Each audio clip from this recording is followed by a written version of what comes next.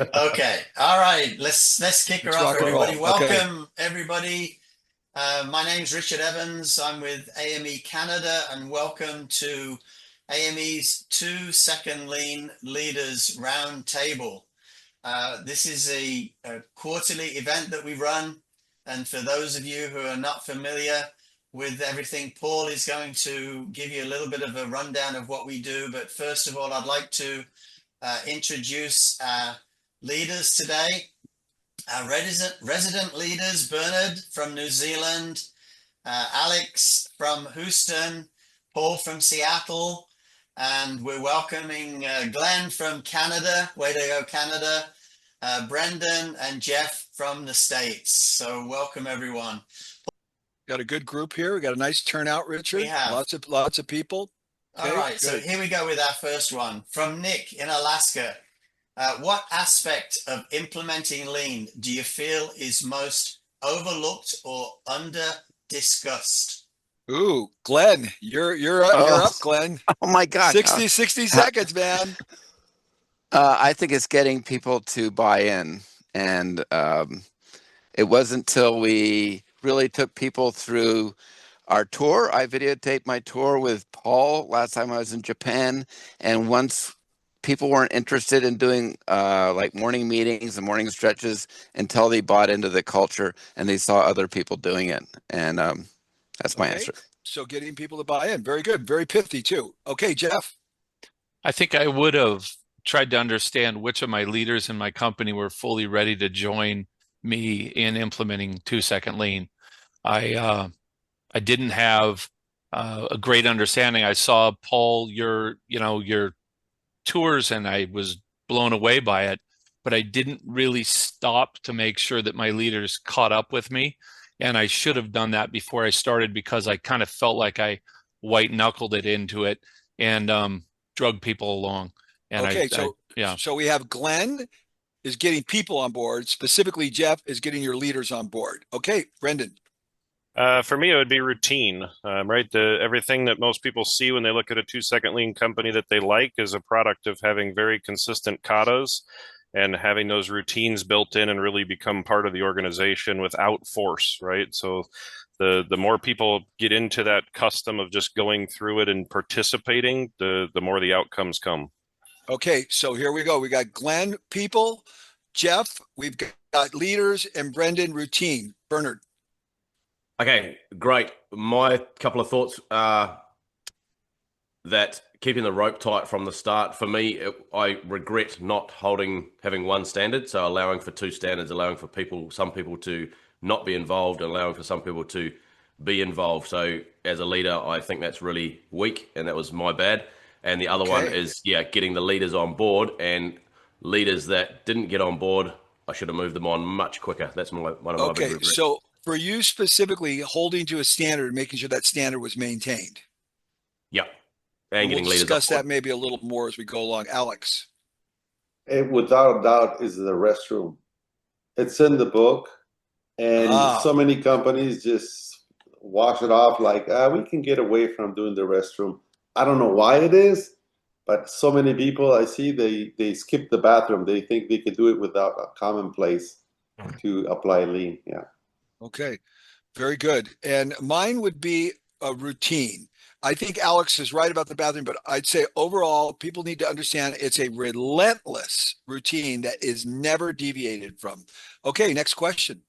I've just got one comment on this one because Nick is saying implementing lean. He didn't mention 2 Second Lean. So if we look at it from a lean perspective, I'm going to say the most overlooked or under-discussed aspect is that it starts with the leader.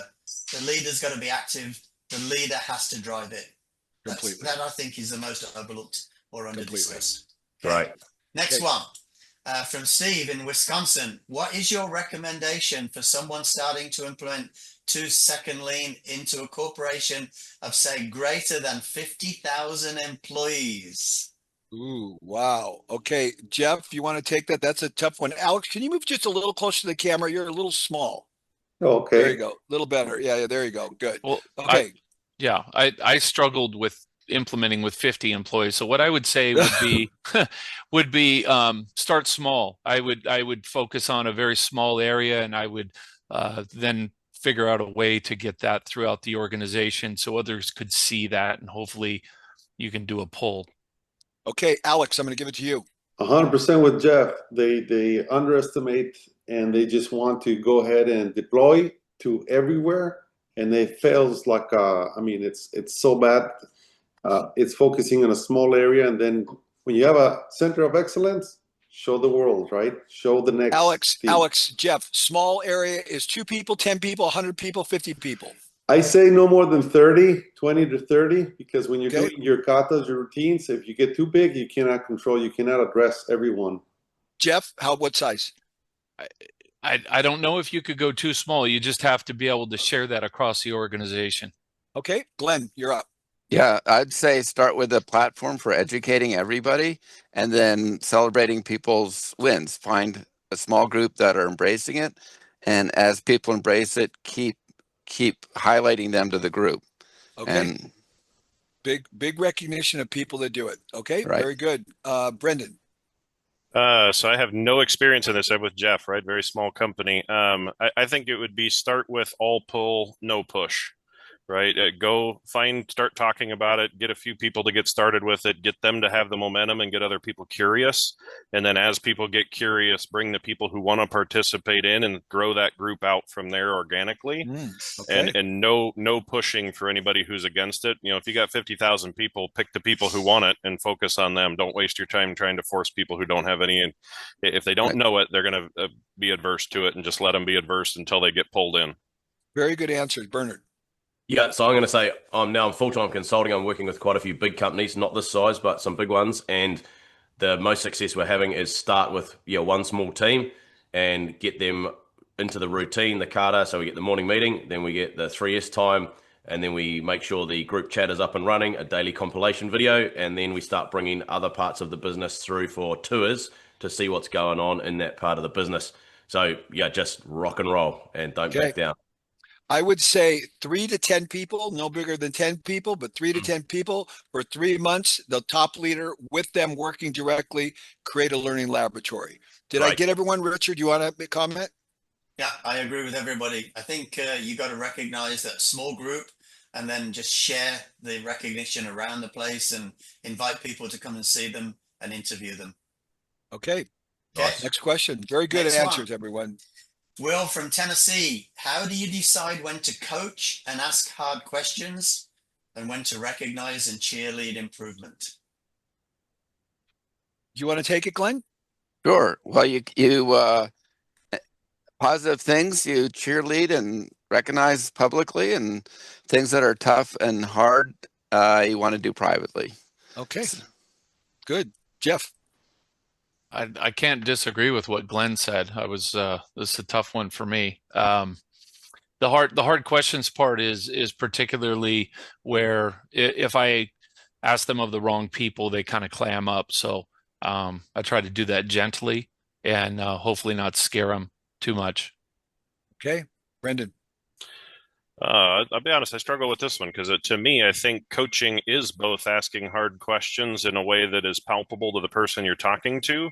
And the best way to get somebody on your side is to cheerlead and recognize. What we've found is no matter how bad it is, there's always something to be celebrated. There's some little speck, there's some action, there's some lead measure, right? So my recommendation would be no matter how bad it is, find something good, recognize that good, and then through appropriately ask questions that get to the end result you really want, ask the questions, right?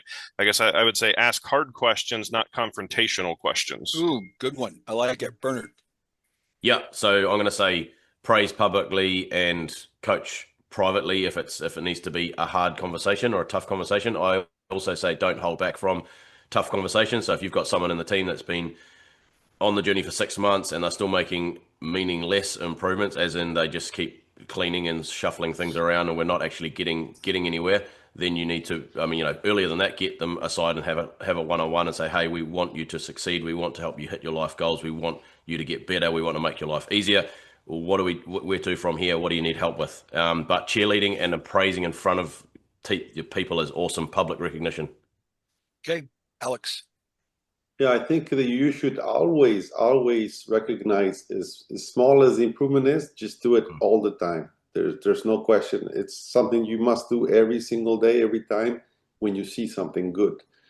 And if there's something to improve, I wouldn't do it privately unless it's something very sensitive that that person is having a behavior issue.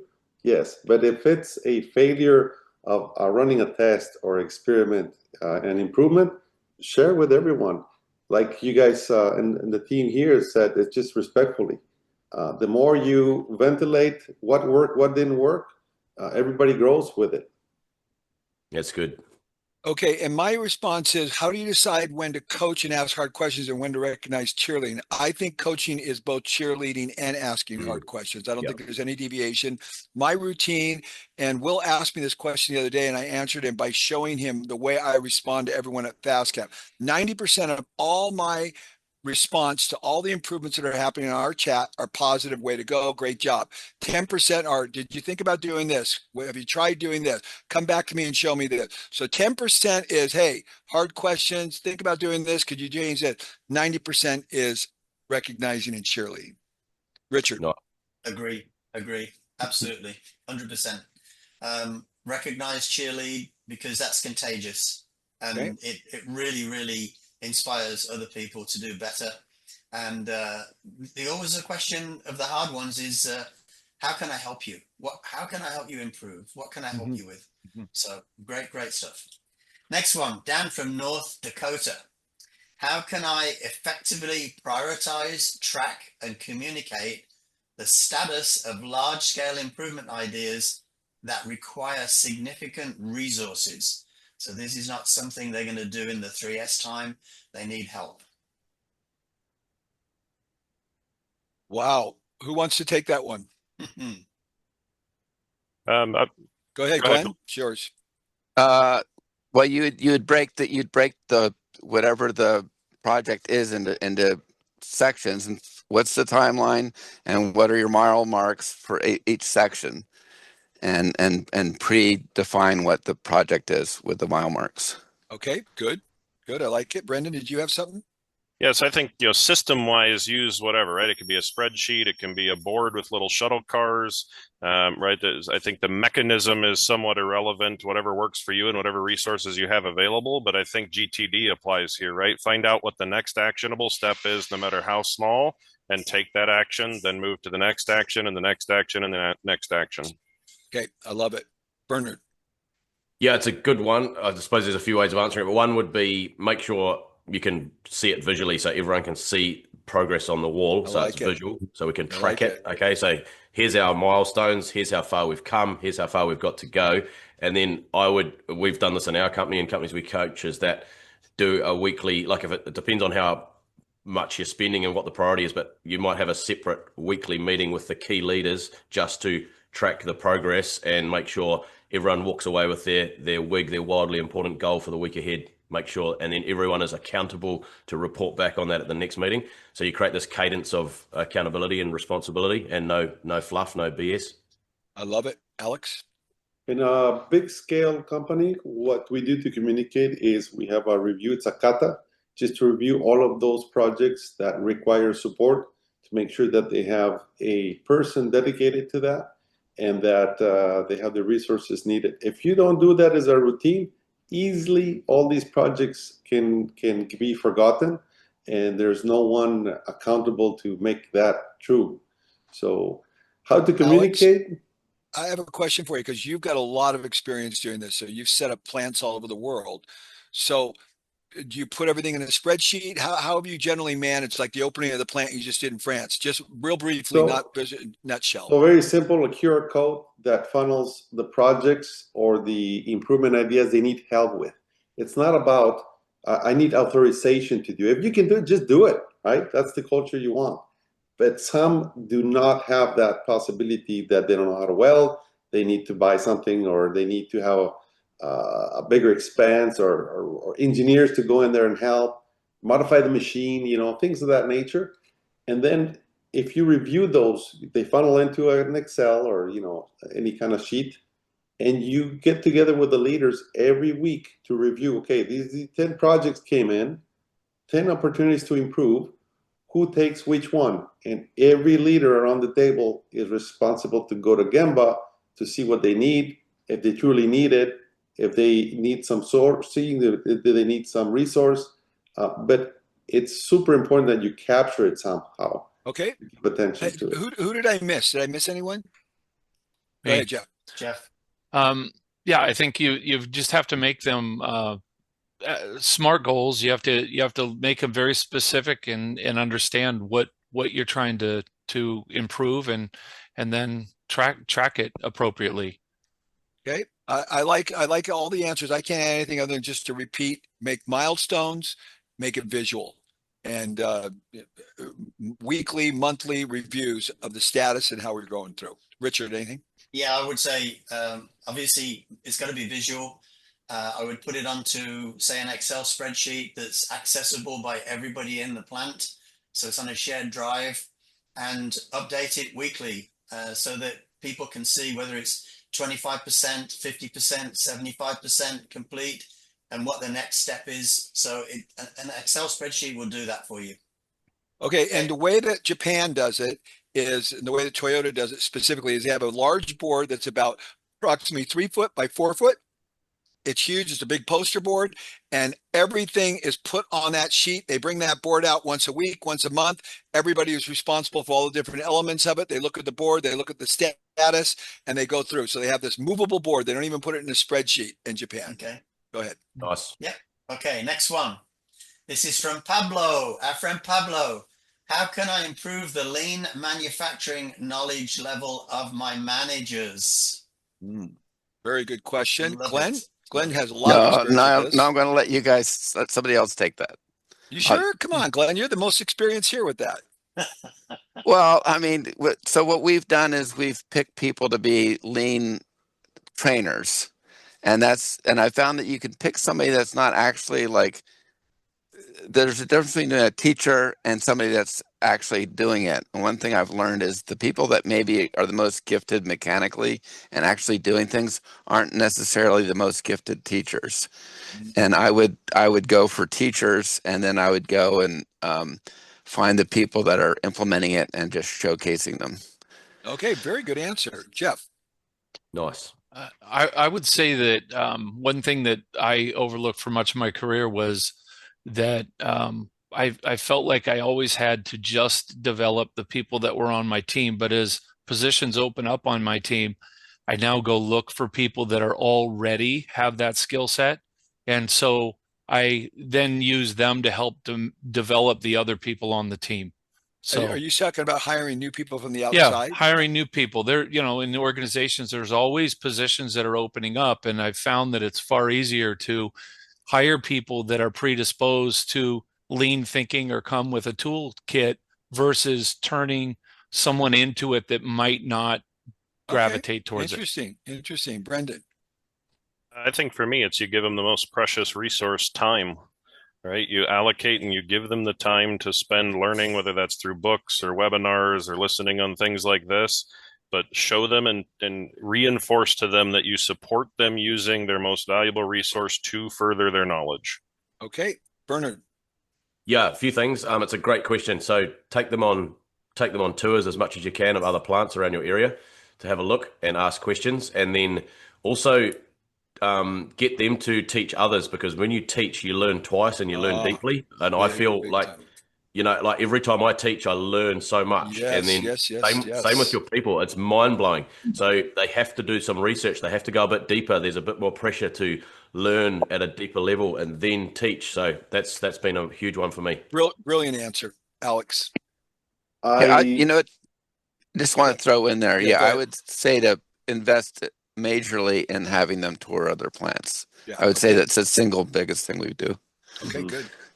I think all the above, but what worked for me is I came up with the routine of a learning club, and it's a mix of things. So every week with my leadership, I would spend an hour, either it's reading a book, have someone come and have a talk, or just discussing or teaching them some concepts. That was a key effort. If it's not a routine, you don't learn. Yeah. It's Alex's learning curve club is over the top. I mean, he did it 100% right. You can watch the videos that I've interviewed Alex, and he shows how that works. It's over the top. Okay, Nice. Richard. Okay, I'm going to do a little bit of marketing here. AME has, AME. they're part of the alliance of SME, Shingo, and AME, and they run a lean certification program at 3 levels: bronze, silver, and gold. And what I would do, Pablo, is I would get your leaders, managers to register and take that bronze level, because there's some reading material. There's like 4 books in that level. And then the certification is twofold. You have a test to start with, and then if you get 75% of that, you go to the next level, and you have to then present 5 projects in a portfolio. So it's knowledge and implementation. Okay. And it's a great way of learning. My answer is expose. I expose my people. I've traveled all over the world with my people: Japan, China, Europe. My people go everywhere. I've had 24 people in Japan alone. So Nice. you need to expose people. You need to expose people to other cultures. We've talked about that. Okay, next question. Learn. Next question. Hey, JB from Texas, what would be everyone's advice to take your 2-second lean culture to the next level? This would be after your team is in place and on board. Okay, I'm going to take that question first. And the answer is one word: challenge. Every person on your team needs to be challenged, and needs to be challenged to be uncomfortable every day, all the time. Go ahead, Jeff. I don't know. I'm probably stuck at this stage right here myself, so I'll listen to your advice. Okay, Glenn. Well, you can do what's it called? Theory of constraints. There's more things you can learn than, there's a lot you can build on with the foundation of 2-second lean. Exactly. Very good. Richard, we'll just go right down the line. Oh, I would say, just like you said, Paul, challenge. Have you removed all the waste? Why do you want to get to the next level? Because you'll never eliminate all the waste, and there's lots of tools there to help you with the small items that you can't manage with the everyday improvements. Yeah, I'll give you a good example of the challenge. So yesterday I was walking around a facility. I walked into one area and I looked at the area. I had Colby, I had Lucas next to me, and the guy who was in the area. And I said, Colby, why is this like this? Lucas, why is this like this? Because it was well below our standard. And he said, well, I haven't had time to do it, my son said. I said, it's not your job. You need to challenge Matt to do it. Matt's been here for 5 years. He knows exactly what to do. Matt, get this done and get it done tomorrow. I walked in today, everything was flawless.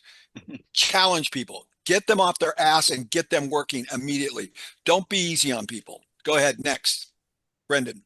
I think kind of what you were talking about, having standards, but I think beyond that, it's teach and train, teach and train, teach and train.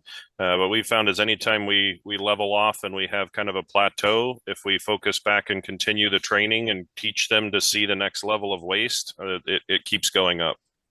Okay, excellent. Bernard. Well, my answer is that every day is the next level. So, like, what's your level? Next day is the next level. Next level. Next level. Next level. You're not sitting still. There's 2 states. You're either declining or you're improving. Completely. No, you cannot tread water. You cannot tread water in leadership, in business, in life, in anything. Your health, your fitness, anything. So you're going up or down. So next level. Tomorrow's the next level. Tomorrow we must be 1% better. So the morning meeting agenda, if that goal at the top of that agenda is not to make today the best possible that it can be, and to make today 1% better than yesterday, then your agenda is a joke. So change your agenda. Make your agenda better. Keep improving your morning meeting agenda. Keep getting more value from that meeting. And then the next thing is you can start teaching on things like the 3 MUs, so unevenness, overburden, and waste. How do they all work together? There's all these things, and forever, this journey goes on forever and ever and ever. There's one more thing I wanted to say is you tell all your team, as a leader, I always say to people, you've got plenty of friends that will scratch your back and tell you you're wonderful, right? And everyone says, yeah, we do, because I do, right? And then I say, I'm not that friend. I'm the friend that says, you're a great person, but you can do way better. You're living way below your potential. Let's go. Today's another day we're going to get better. Absolutely. Okay, Alex. Yeah, two things, JB. Make your routine to go out to the shop and do Gemba walks and challenge. Do the Socratic method, just what Paul is saying, just challenge. And open the doors to outside. Open the tours so they can come and see you. So they take pride on what their improvements are being done. And they want to do more for the next level, for the next visitor, for the next customer that comes. Okay, so specifically, I have a huge tour tomorrow with the largest gas company in the United States, bringing 8 executives to my place, private jet flying in. I'm going to tell them, you're going to walk around our facility, you're going to meet with all our people. You need to tell our people what they can do better. Nice. There you go, right there. Make yourself vulnerable, JB. There you go. Next question. Next question. Anonymous. Oh, how do you train the key leaders in your company, and how do you measure their performance?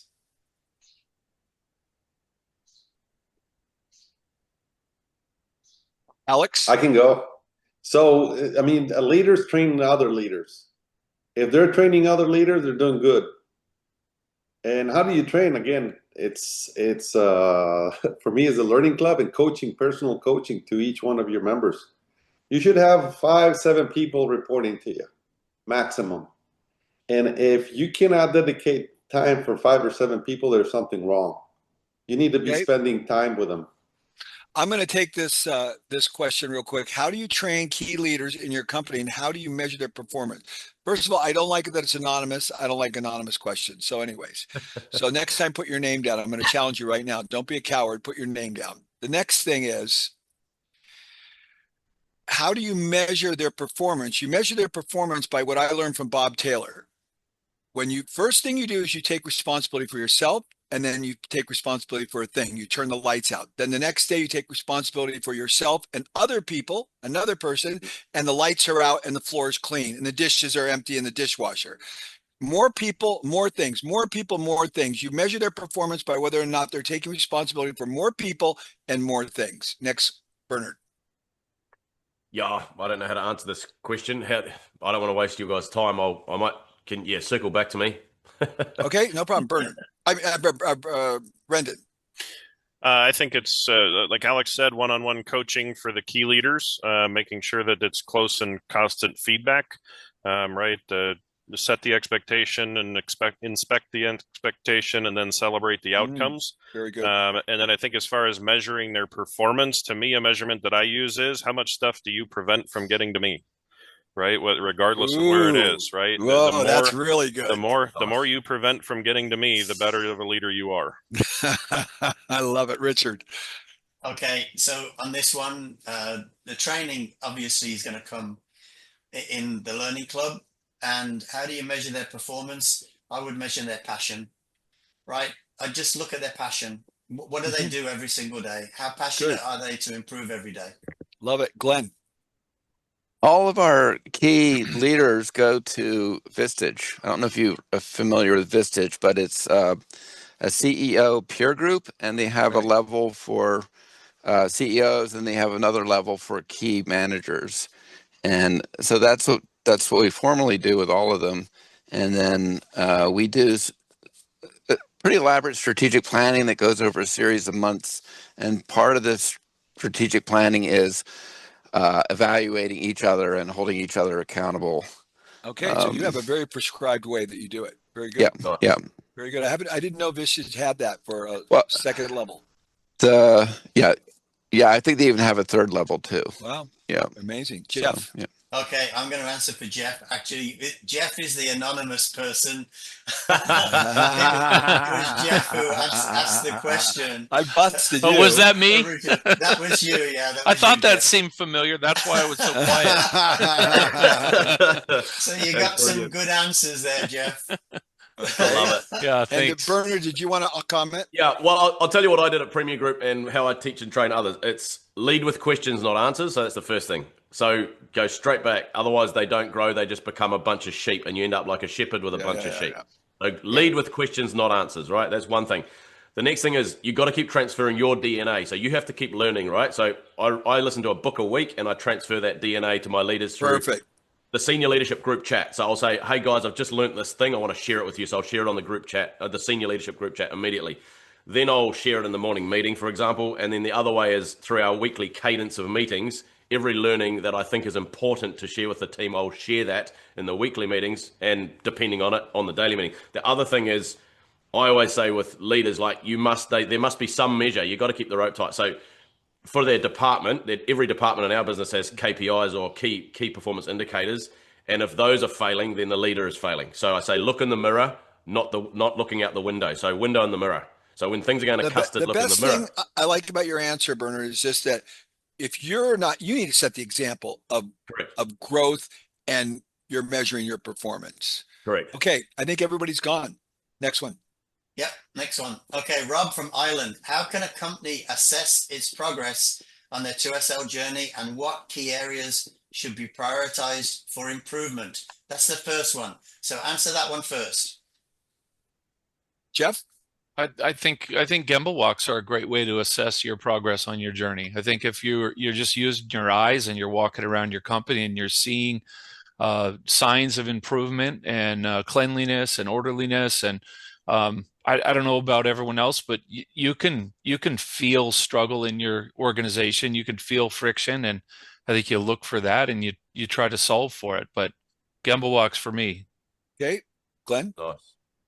We have a system of Gemba boards where when people put up items that aren't going right, and we call them turnbacks, they get a ticket and they get a reward every month, and you know who's turning in items on those Gemba boards and who's not. And I'd say we have high engagement on that now, but we didn't originally have high engagement on it. Richard? Nice. Oh, on this one, you've got to look really at the progress in each particular area, and I would look at the passion of the team leads and see how they're doing, how they're managing their people, and what is the participation in the morning meeting. And that's, to me, the key thing. Nice. Okay, Brendan? For me, I'd probably watch most our internal Signal chat group. So how many videos of improvements are getting pushed, or is it always the same people, or are we getting a good spread of everybody participating in the improvement videos? Mm-hmm. As far as prioritization, whichever one stops the line the most, that's where the focus should go. Right, wherever you have the most problems, go there first. Okay, Bernard?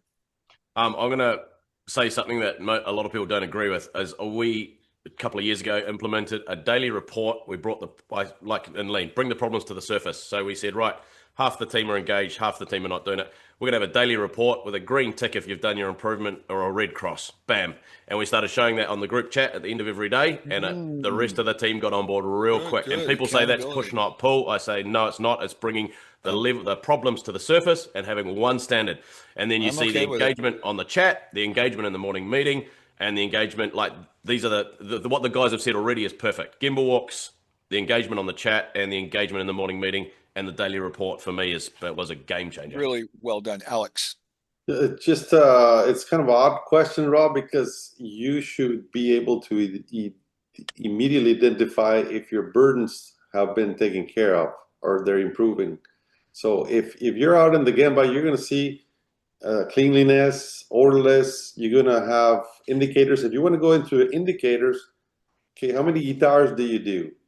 Do you have claims? Do you have people getting injured? Is it a struggle to make those guitars? What is it that's bothering you? You should always have in your mind 3 things that are like your pain in the ass subjects. If you cannot see those improving, then there's a problem. It's got to be super, super clear for you that it is happening. I would say what Alex is saying is it should be pretty obvious. And if it's not obvious, there's something wrong. That's number one. Yeah. And number two, I'd say the way we did it is we were exposed to a lot of different companies, and we said what everybody else was doing. We said, boy, we're way underperforming compared to those guys. We need to up our game. So we were benchmarking, but it should be pretty obvious too, even without benchmarking. But benchmarking is effective. Okay, next question. Let's go to the next question. Okay, next question. Also, if I want to bring a willing team member forward, are there specific areas you'd recommend focusing them on first?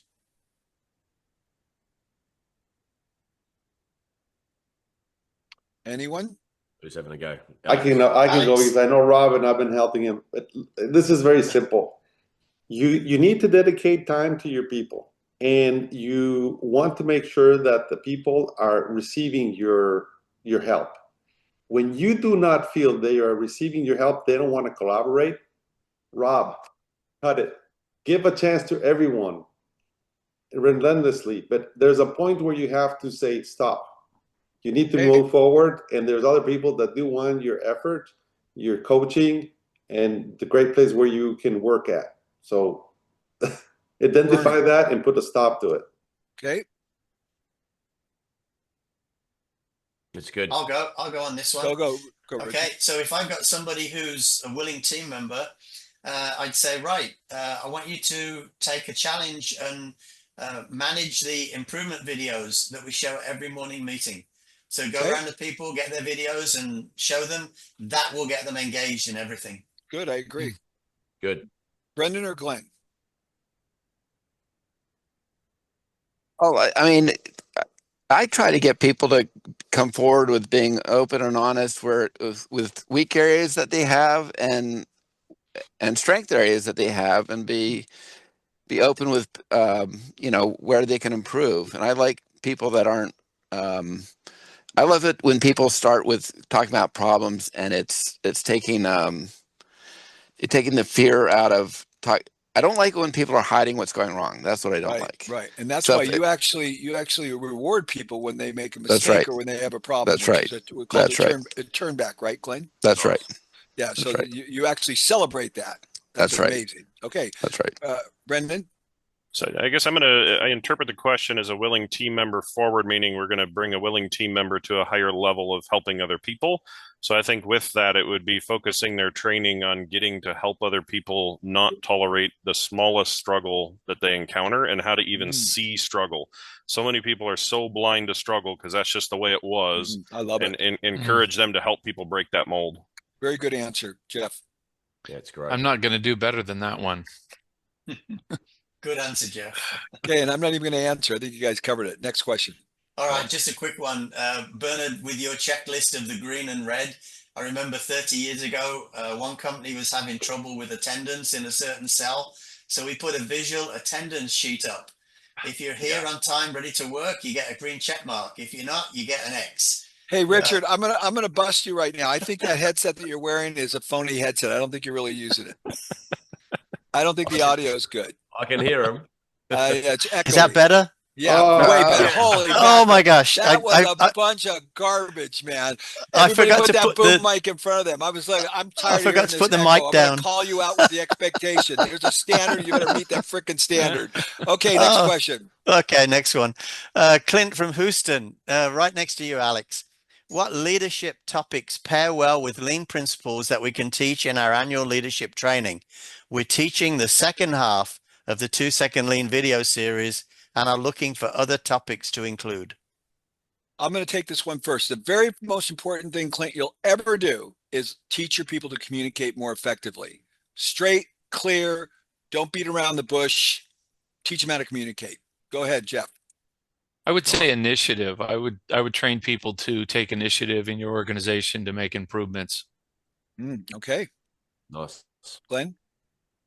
I would teach them to when they bring forward solutions, bring forward 3 solutions at a time, because I see people getting caught up on their egos with a single solution. I like that. Good. Richard? I would get them to implement leader standard work, get into the CATA routine so that every single day they know exactly what they got to do. Yeah, so very important, Clint, is standard work. That needs to be a topic that needs to be understood at a very deep level. Brendan? Nice. I would agree with you on this one, Paul. It all starts with effective communication. If you can't communicate the idea, there's no way you're going to get change. Right. The biggest thing I worked on with Lucas, everyone, so people listening in the team here, is Lucas was not a good communicator. He doesn't mind me saying it because, he talks about it in his speeches when he gives them. Not an effective communicator, and I worked on and hammered him on how to communicate and get the point across and be very direct and very clear with everybody. And he is at a whole other level. Bernard? Yeah, that's great. I can't add much. Just teach them how to be a servant leader, serving those that they lead, coaching, teaching, training, supporting. I love it. Get on the Gemba, get on the Gemba, get on the Gemba. All my clients I'm working with, if I can get them on the Gemba every day, they are just kicking goals. It's unbelievable. Yeah, servant leadership, very big as a leader. A lot of times leaders think they're the boss. Servant leadership. Alex? I would say the Socratic method, being in Gemba, like Bernard says, and just ask the right questions. I learned that from FastCap, and it just stunned me because for some reason we've thought, or I thought, right, that challenge someone is something bad or it's delicate. And it's the most respectful thing you can do. Why? Because the person has a lot of things that they can achieve. They have a lot of potential. And if you don't challenge that, it's like in the chats. It's like, oh, bravo, that's really nice in a chat. You know, they do an improvement. No, give an improvement and a challenge.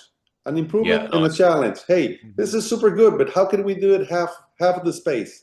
Okay, Clint, I think you got a lot of topics, Clint. I think I learned a lot through this one. Very good. Next one. Nice. Okay, next one. Mary C. from Ireland. How can I improve production efficiency and reduce inconsistencies when every product I make is unique or custom made? Wow. I'll take. Yeah, go on, Brendan. You do it. I'll take this one because this was something we struggled with a lot, right? So we are 100% engineer to order. So we very rarely build the same thing twice. And a huge revelation for me a couple of years ago of instead of trying to just carbon copy everything I saw, I had to get really, really good at finding out how to make a consistent standard process produce unique components. Right. So how do we still go through the same processes every time, regardless of what the outcome is? Because there's there's more commonality than I acknowledged initially. And once we focused on that commonality, dominoes started falling in order. I could not agree more. And I hear this question a lot. There is way more common things in what you're doing than you think there are. Go ahead, Alex. Let's start down there and work across. No, the same thing. And I would say standard work. I mean, it's like even if it's you're going to machine and there's 1,000 different products, but the way you turn on the machine, the way you load a program in the machine, the way you change the tools in the machine, they're all standard, right? So put standards, videos, how to follow it. You don't need super experts. You need good standards. I completely agree. Go ahead, Bernard. Okay, I'll give you my take on it. This is great, you guys. Is that when I coach teams, sales is one of my things I train a lot on. And every sales team I meet has no consistent standard. So every customer is getting asked different questions, different this, different that. So every lean company I coach, their factory might be dialed in, but their sales team's got no standards almost. Everyone's different. So what I say is that every customer is different, but if we can systemize the sales process, then we can, because let's think of a customer as a custom-made product. Same thing. But I love checklists. So I'll say, right, this customer, every different customer type, we have 7 different questions we might ask them. Or so we can get a very consistent result from a whole lot of different customers by asking the same questions. Right? So that's a really powerful way of doing this in a factory situation as well. Checklists and questions to get to the answer. Jeff, Glenn, and Richard. Jeff. I think for production efficiency, if they're a wide mix of products, if they go to the basics and look at how they set up their workstation, where their tools are located and all that, that's going to bring them efficiencies irrespective of whether they're making different types of things. They need to learn how to set up their proper workstation. Couldn't agree more. Glenn. Nice. Our products are quite customized. We have large ones, small ones, and then they're made differently each time. So we have an Ondon system that you're probably used to, but we've added an extra Ondon. It's actually a pink solo cup that says I've gone as far as I can. I'm available now to do something else. So they'll go help somebody else with something that they're working on, or we have a board of projects and they'll go work on a lean project. So that makes up for the inconsistency of work. Got it. Richard? Okay, nice. I would start with design for manufacturing. So when you design this stuff, you got to design as many standard things as you can into the product. And then once you've done that, you focus on improving the processes for all those standards. Yeah, and then, I think a great answer. The design for standardization. Beautiful. Okay, next question. And then let's wrap it. Let's start. Yeah, I think this might be the last one. Okay, JB from Texas. How are you as leaders allowing your team to use AI? And what advantages are you seeing in terms of it helping your lean culture? Jeff, do you want to take it? Well, that's funny. I got kind of a bad rap with AI because people were turning in work product and claiming it as their own. And so I got dubbed the guy that doesn't like AI. And it's like, no, I don't mind AI, but don't claim it as your own work product. So that's, um, but I think that, look, if the calculator's invented and I'm making people do their math by hand, we're not going to be very, very competitive in the market. Right. So Right. fully support it. Okay. Glenn? Yeah, we use it in marketing, and we use Copilot. We're fine with it as long as people make sure it's what they're trying to say. Okay. Richard? I use Gemini every single day, and even on these, I got Gemini to rewrite some of these questions that people sent me, so you guys could read it easily and answer it better. So use it; it works. It's my great. response is, if you're not using it, you're out of your gourd. I use it nonstop every day. Brendan? Yep. I think be selective of which ones you allow them to use, and make sure you know whether your data is getting shared and becoming part of the horde, if you will. But specifically to helping our lean culture, I used one called Bolt.new a couple weeks ago, and in 16 hours, I made a whole web-based on-done tracking system that tracks everything from the on-done pull to the resolution. Wow. No, very cool. Very cool. And Wow. just a good example of how I just used it recently. I'm building a Japanese bell tower in my home. I just told him, I described him what I wanted, boom, rendered all the plans, showed it to the builder, done. It's just like it was like staggering how fast everything gets done. You'd be crazy to sit there and try to figure this out when you've got this tool. Bernard? Yeah, I think use it as an assistant. Like, I've seen a lot of garbage in and garbage out, so just be careful of that. And I'm working with a big client at the moment they've got it in their QS department, and it's creating all sorts of nightmares with their junior QS team. So just I would say, train your people how to use it properly, depending on depending on the skills, I suppose, depending on the department. Right. Alex? It's just a wonderful tool. I mean, the lean culture is a great basis for creativity. So we don't even know this much from the potential that this thing can be. So let it loose, see what happens, run the experiment, as we say. Okay. I use it every day. I don't know what I would do without it. I don't know what I'd do without it either. I mean, it's just like it's crazy. One thing that is really cool. So Richard, all right, let's wrap it up.